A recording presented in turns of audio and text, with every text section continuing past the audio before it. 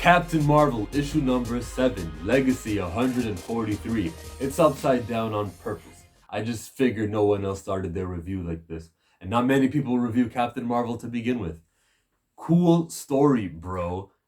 It's just that it doesn't get any better than the front cover. Book gets worse, completely worse after this. Even though the artwork was good inside of here. This wasn't... There was problems in this book. The Batcave from Captain Marvel, it's like I just called it. It is the Batcave, except there's reason and wisdom behind Bruce Wayne's. Bruce Wayne's a billionaire with a secret identity.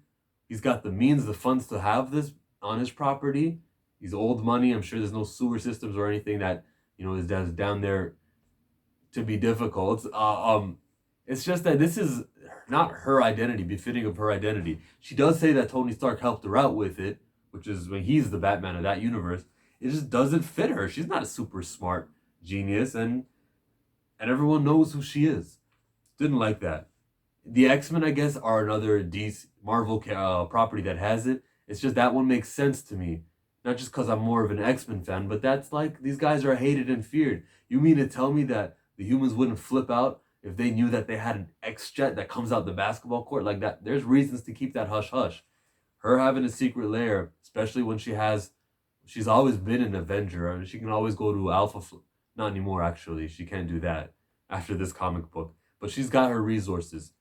She's also got James Rhodes, who I'm noticing War Machine has not gone back in his armor since Civil War 2. I haven't read all of Iron Man, so I shouldn't say that, but it feels like I haven't seen him back in his armor. He's like the damsel in distress over here. They are figuring Minerva out. What is she up to? There's no way she could possibly be a good guy. There's, I just stopped at the artwork. Yeah, it is some great-ass artwork. This is undisputably good artwork from Carmine Carnero. Minerva is a bad guy, but we get to the final page, which I always spoil on my reviews, and if you didn't know, now you know. Minerva's got Star, this new brand new hero that we debuted in that last issue. I think she might be dead. Was this the okie doke? Did we introduce a new character just to get right around issue number 8, just to get those sales up so that we don't cancel Captain Marvel? Because Kelly Thompson, she had her West Coast Avengers canceled, and she had, I guess, Rogue and Gambit and Mr. and Mrs. X had to get canceled because Hickman was doing his thing with the X-Men. She had something else canceled recently, Hawkeye. So it's like, all right, I know this game. Issue number 8, brand new character. Bring the sales up a little bit, and I think it was up. It was somewhere near 30,000 this week on Comic-Con's website. I checked out. Looks like Star may or may not be dead, but look, Minerva's one step ahead. You're not as smart as you think you are, she says. Man, I'm interested in this story. I like how this book has been since issue, since the last issue, really, because the War of the Realms tie-in was unnecessary to me. Did Doctor Strange and Captain Marvel switching bodies have anything to do with this last issue or the one before? No. How about the 5 issues where she was fighting Nuclear Man?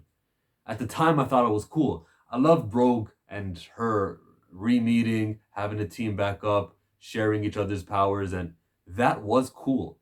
I'm not in it for cool, though. I'm not reading independent comic books, Image comic books.